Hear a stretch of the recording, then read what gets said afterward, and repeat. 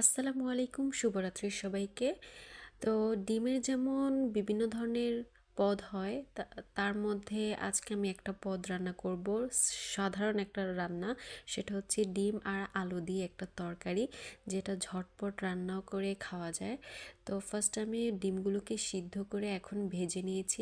আর এর জন্য আমি একটা কড়াইয়ের মধ্যে কিছুটা পরিমাণে তেল, সাথে পেঁয়াজ কুচি, আর এখন আমি কুচি করে রাখা আলুগুলো দিয়ে ভালোভাবে নেড়ে নেড়ে দিয়েছি।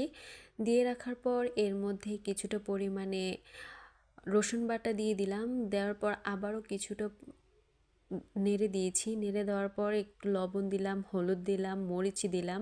আবার একটু ভালোভাবে নেড়ে মশলাটার থেকে যখন তেল একটু উঠে আসলো, তখন আমি একটু হালকা সিদ্ধ হওয়ার জন্য একটু গরম পানি দিলাম।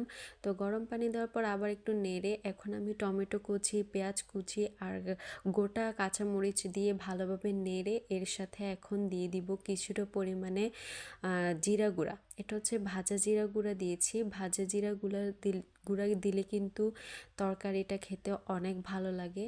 এই যে দেখতে পাচ্ছেন, আমি এখন এর মধ্যে অ্যাড করে দিয়েছি গরম পানি দিয়ে ঢেকে রাখার পর একটু যেহেতু হলুদ কম কম মনে হচ্ছে, তাই আমি এখন হলুদও দিয়ে দিলাম। হলুদ দিয়ে দেওয়ার পর আমি এখন ডিমগুলোকে একে একে দিয়ে দিব। আর ডিমের তরকারি আলু দিয়ে কিন্তু খেতে অনেক বেশি ভালো লাগে।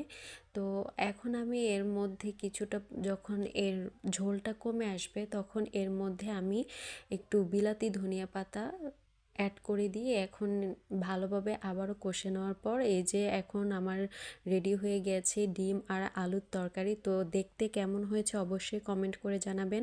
আর আমাকে বা আমার চ্যানেলটাকে সাবস্ক্রাইব করে পাশে থাকবেন। আসসালামু আলাইকুম।